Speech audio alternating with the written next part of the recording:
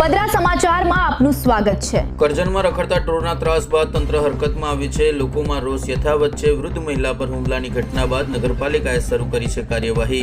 કરજણ નગરપાલિકા વિસ્તારમાં રખડતા ઢોરનો વધતો જતો ત્રાસ હવે સ્થાનિકો માટે ગંભીર સમસ્યા બની રહ્યો છે। તાજેતરમાં શાકભાજી લેવા નીકળેલા એક વૃદ્ધ મહિલા પર અચાનક રખડતા ઢોરે હુમલો કરતા તેઓને ઈજા પહોંચી હતી અને તાત્કાલિક સારવાર માટે ખસેડવામાં આવ્યા હતા। આ ઘટનાના પગલે હવે નગરપાલિકા હરકતમાં આવી છે।